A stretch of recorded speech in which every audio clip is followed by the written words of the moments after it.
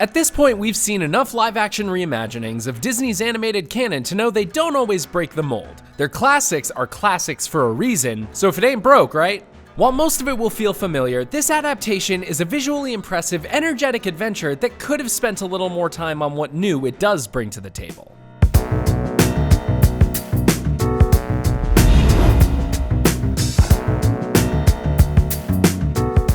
Will Smith's turn as the genie, for all of its blue-tinged pre-release controversy, is largely a success. Smith wisely avoids trying to recreate the inimitable Robin Williams iteration of the character, instead leaning on his own charm and bravado. But does he get by on charm alone?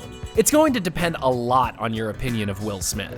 While Robin Williams breezed through dozens of different voices and personas to bring the genie to life, this version of the character really does just feel like blue Will Smith. So your mileage is going to vary a lot based on how willing you are to accept that fact. Smith's charisma does end up overshadowing newcomer Mena Massoud as the title character, and that's not helped by a script that always seems more interested in the characters surrounding Aladdin than Aladdin himself.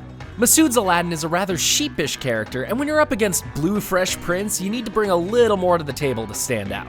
By the time Aladdin's wish-fueled selfishness starts driving the decision-making, it feels unearned based on how good-hearted the film has shown him to be up to that point. There is a lot of gray area in Make Me a Prince. I could just make you a prince. It's emblematic of the movie's biggest drawback. By and large, it's happy to be a close facsimile of the animated version, even if the beats don't work as well in live action. One area that is a clear improvement over the original is the characterization of Naomi Scott's Jasmine. The princess feels more three-dimensional, and she is given far more interesting ambitions this time around. Scott lends the character a dignity and drive that makes her easy to root for, and at times the movie feels more invested in her story than Aladdin's. Both Jasmine and even the genie's newly fleshed out arcs are welcome additions, but they do draw attention to how predictable and dated Aladdin's story feels by comparison. The supporting cast is hit or miss. While Nassim Pedrad and Billy Magnuson's new characters end up being reliable for laughs, Marwan Kenzari's take on Jafar is a letdown. Aside from a quick exchange about hating second place, it's never clear why Jafar is really scheming for the Sultan's throne.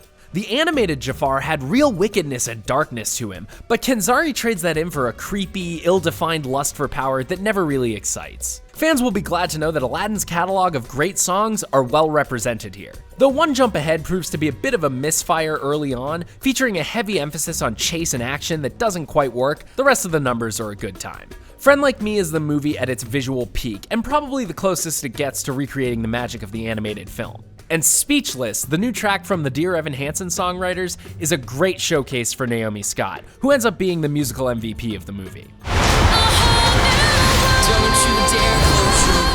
Aladdin is about as safe an adaptation as we've seen Disney put out, which is a bit disappointing considering that most of what it adds to the story works pretty well. More interesting arcs for Jasmine and the genie are welcome, but more often than not, Aladdin just wants to play the hits. The familiar story beats feel undercooked in live action, something not helped by actors in the lead hero and villain roles that tend to get outshined by their peers. While 2019's Aladdin may not be a whole new world, thanks to some strong supporting performances and a visually dazzling Agrabah, it is one worth revisiting.